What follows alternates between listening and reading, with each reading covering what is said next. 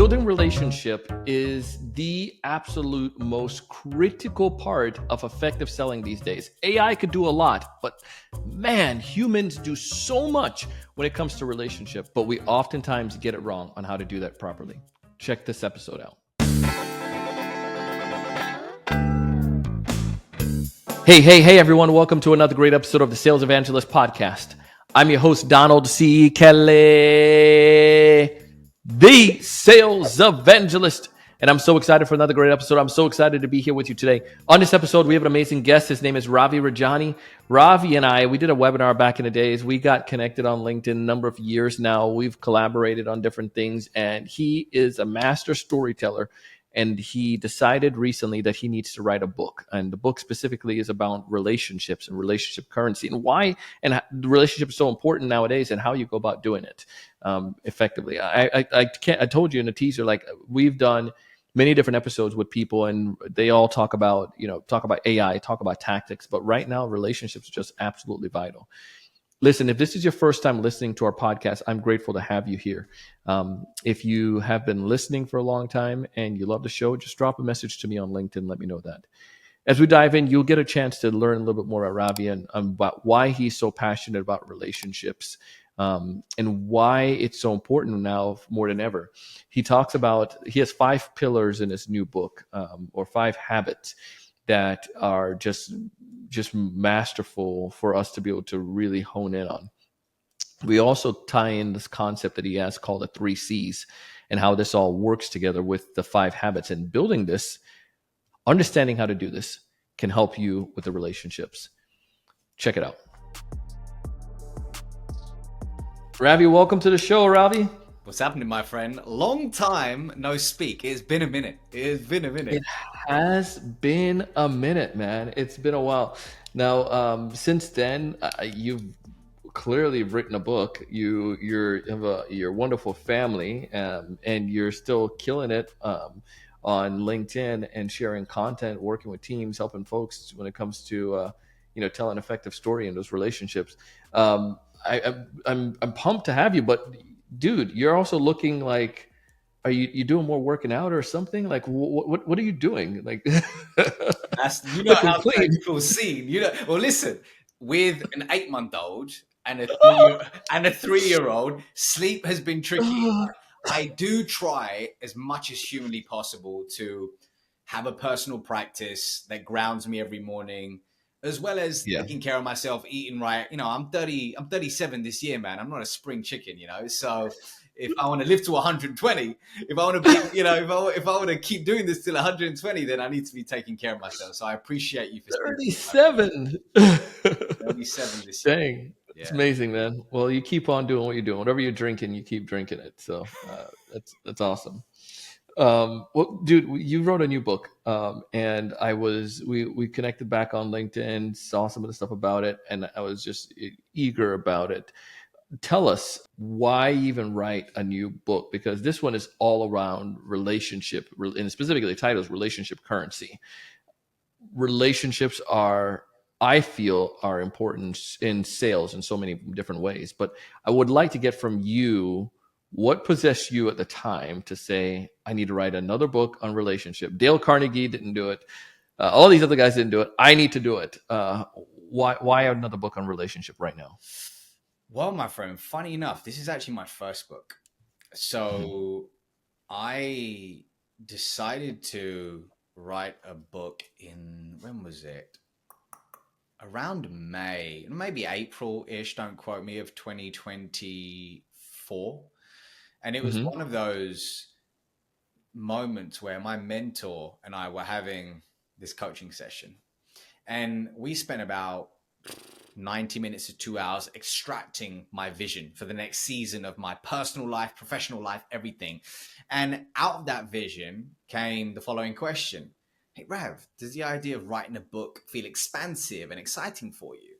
And in a previous season of my life, if you had asked me that question, I would have said, intuitively, it feels off. Intellectually, it feels like a yes, but this time the stars aligned. And I was like, you know what? Let's go. Let's do it. We had baby number 2 on the way. Doesn't matter. Let's do it. Things are busier than ever. Doesn't matter. Let's do it. Let's write my first book. So, hey, here we are, man.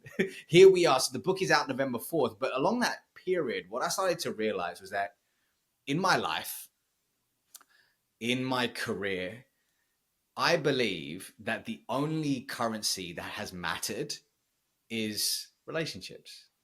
And the only currency that will matter moving forward is relationships, especially in a world increasingly being shaped by AI. Now, for me, in a culture of automation without connection, I suppose is the best way to put it, growth without introspection, and conversations that just lack intention, instant gratification is rife. And for me, this really leads to short-term behavior that kills long-term reputation. You and I see it all the time. For me, I wanted to write this book to teach leaders, sellers, and teams how to build trusted relationships and have authentic conversations using the art of communication. You know, it's funny you mentioned the fact about trusted. Why do you emphasize trust so much? Well, let me ask you this, my friend. What's the name of the closest friend that you have in your life? Andrew. Andrew. Okay. Now, if you didn't trust Andrew, if you didn't believe, if you didn't connect with Andrew, if you didn't believe that he had a character of integrity, and if you didn't believe he had the competence to truly listen to you, see you, and help you in different seasons of your life, would he still be your best buddy? Probably not. And it's the same for me, my friend. You know, it's the same for me. If I think about the people closest to me in my life, professionally, you know, the ones that have been rooting for me, the clients who continue to support me over the years, there's a layer of trust there. And without it, for me personally and professionally, every single relationship disintegrates. So for me, trust is the glue that really holds a relationship together. And inside of the book, something I talk about is the 3 C's for establishing trust: connection, character, and competence. Now, connection, for those of you listening, as I see it, is the emotional glue that really forges a bond between 2 human beings. And that, for example, could be because you connect with somebody's story. Storytelling is something we spoke about in the last podcast that we did. What about character? Now, for me, actually, the best way to define it is the invisible values that travel through your verbal communication, your non-verbal communication, and your energy. And then we have competence, which is your ability to signal expertise without shoving it down somebody's throat. And we can talk a little bit about how to achieve, or rather establish, the 3 C's in a conversation. But for me, those elements need to be present for trust to be evident. And if you really want to build a meaningful relationship in business, whether it's with prospects, your team, your partners, shareholders, you know, trust is the most important thing. It's mission critical. And I feel, so I did an episode this morning, a solo episode. And what I'm finding right now with the clients that we have, the teams we're interacting with, I feel trust is at an all-time low. And I'm being very thoughtful on the words I'm saying when it comes to strangers in the sales arena. And this may be in general business. Let me give you an example, because again, AI does help, but I'm getting so many messages from people, so many individuals that are vying for my attention. I don't know which ones are good or not. So I go to trusted sources to help validate that. And I see that with others. So again, if I'm sending out the cold email campaign, in the past, people were more intrigued by like the fact that, yeah, I'm getting an email, somebody's reaching out to me. But if I don't trust, if I don't trust you, if I don't have any trust in it, I'm going to assume that you're a bad guy, or that you're just a sleazy seller, and I'm not going to go forward. But when I come to you and I say, dude, I'm trying to build a website, and then you say, Donald, you need to work with Lisa, I trust you, therefore automatically I instantly trust Lisa. And I think there's something to that trust. and you just, it's harder to see that from social. And then also sorry, from cold outreach, but I see this in social too, where people are going to Reddit, a trusted body of people, to validate something because I don't want to go look for it myself, or I can't trust the 10 million window cleaning company out there. I'm going to go see what people say are the best ones.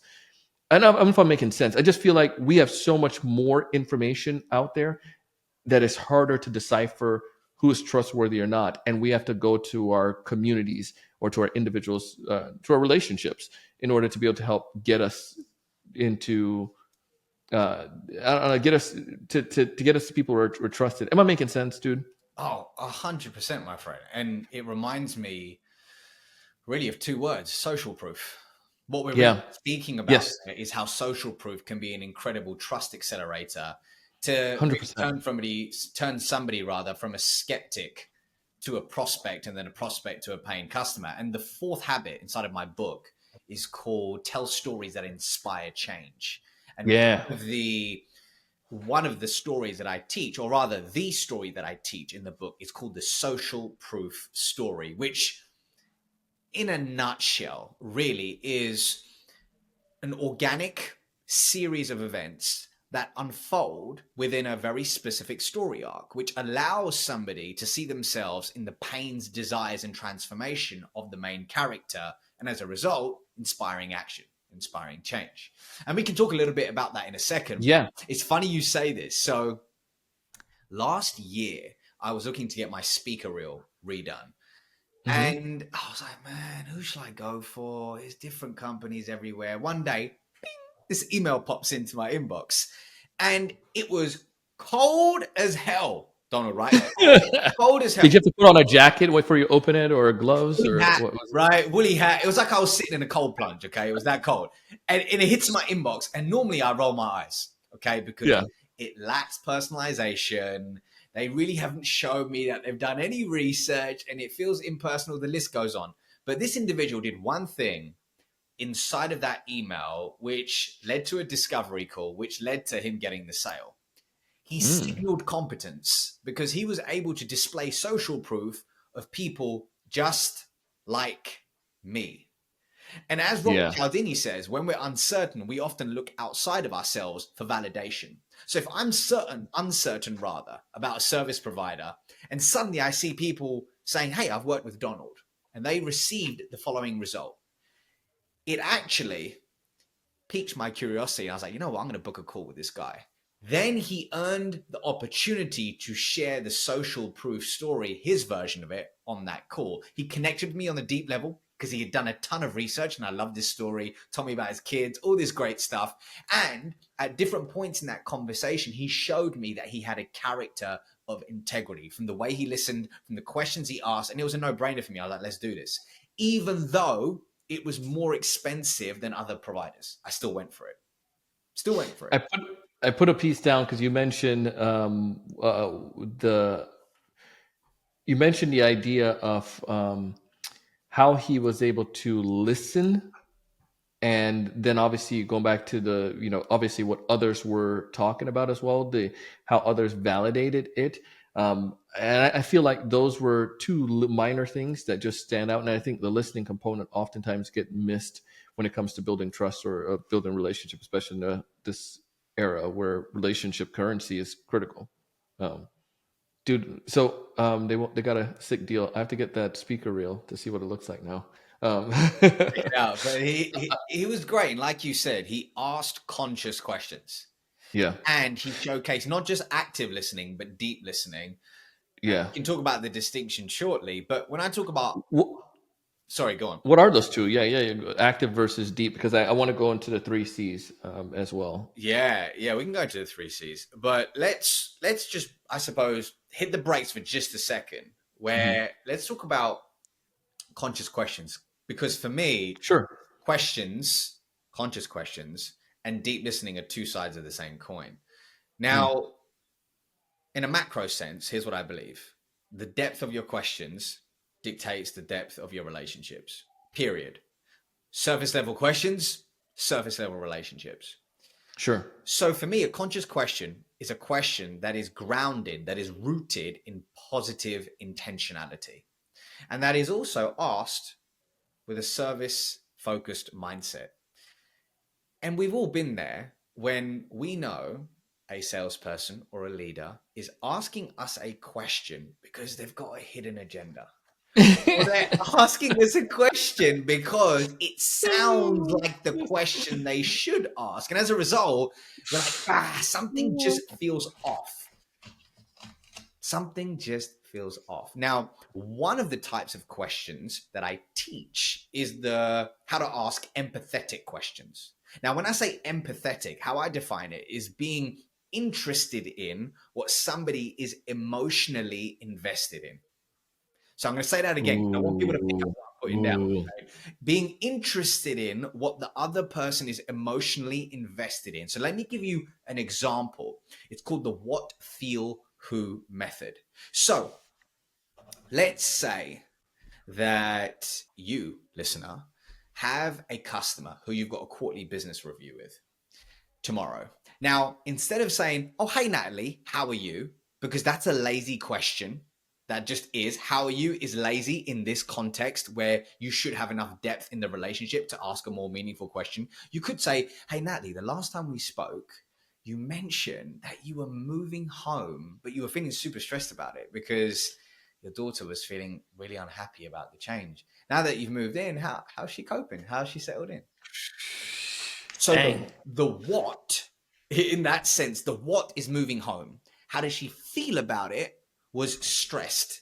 Who in her life is this impacting is her daughter. So in your prior conversation, your job is to ask the right questions at the right time to unearth what she is emotionally invested in this season of her life. So you can ask a truly empathetic question in your next conversation. This works for anything, really, in life and in business. So that's just one of many of the different types of questions that I teach. But yeah, you know, if we're talking about empathy, that's how I see it. Being interested in what somebody is emotionally invested in. I love the definition of empathy there with it, because that it is true.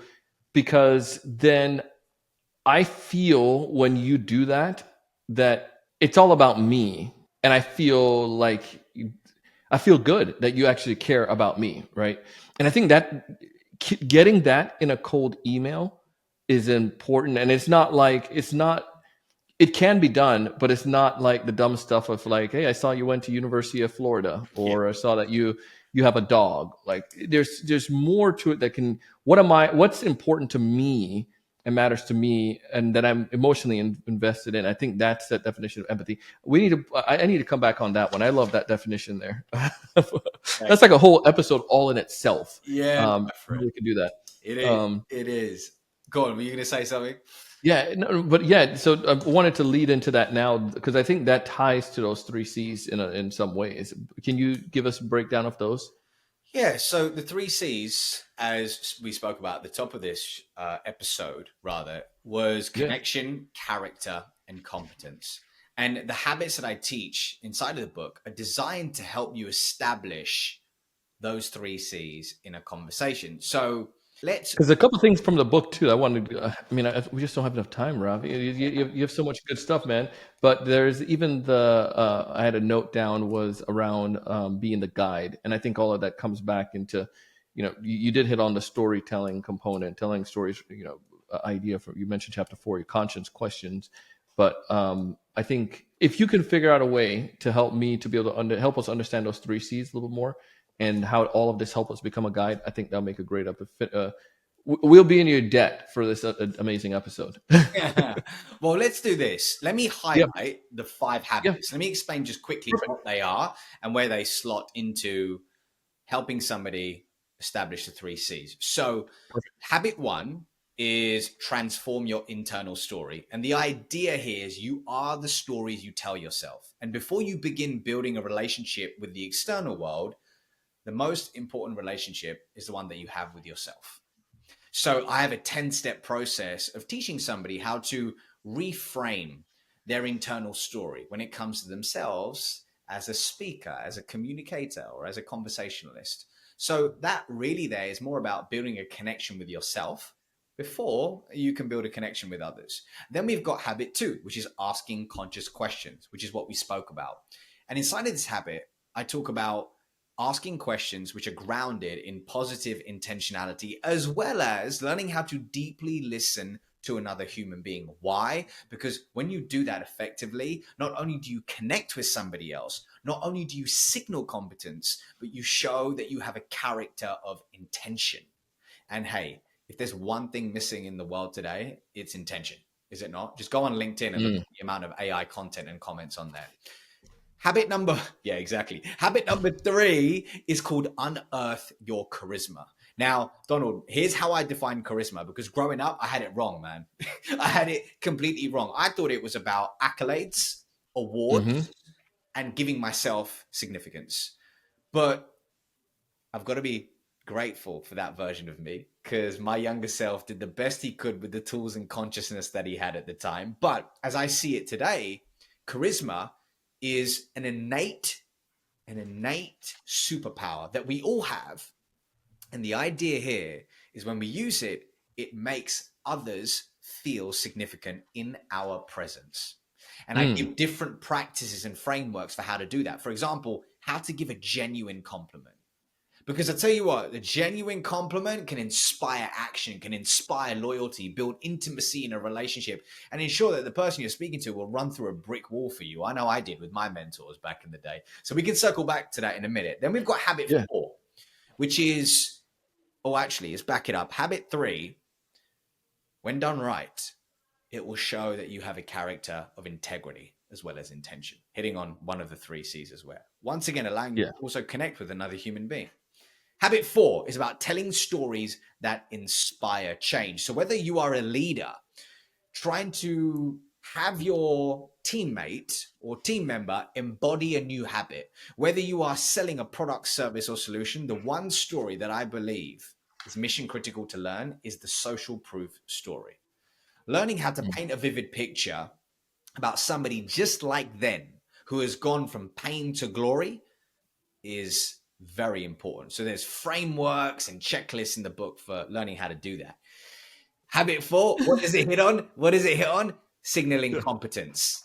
Signaling competence to show that, hey, there are people who I've helped just like you, but I'm not the hero, you are. Habit 5, become the trusted guide. And this is about helping others realize their desires without self-interest. Now, this really brings everything together. Do this right, and it will help you establish the 3 C's, as every single habit is building upon the prior habit. Now, one way we can do that, let's walk through it. One really quick way a salesperson could do that, because, you know, those are the listeners of the show, is let's say you're on a call, you're on a pitch, the biggest pitch of your life, and the CFO has been quiet the entire time. All of a sudden they go, Ravi, can you help me understand exactly how you came to that answer on slide 8? Something feels off for me. Your solutions engineer isn't on the call. They're sick. Dang it. What do you do? What do you do? Now, what I've learned is that this is the moment when your relationship with authenticity is truly tested. On the face of it, we want to look as though we have all of the answers because we want to be seen as perfect. But the truth is imperfection equals connection. Now, if we want to break the mask, what do? We don't lie. We don't try and wing it and give an answer for the sake of it. We can say, Donald, that is a really good question that I don't have an answer for. But here's what I'm going to do. Okay, here's what I'm going to do. After this call, I'm going to do some digging. I'm going to do some digging. I'm going to find you that answer. And by the way, if that fails, I will introduce you to the right person who can get it to you. Does that sound fair enough? That sounds fair. So here's what you're doing. You're adding value by being the expert in finding the expert. You're also giving that human being opposite you permission to also show up vulnerable, and you are not the bottleneck in helping that human being realize their desire, meaning find the right service provider for them.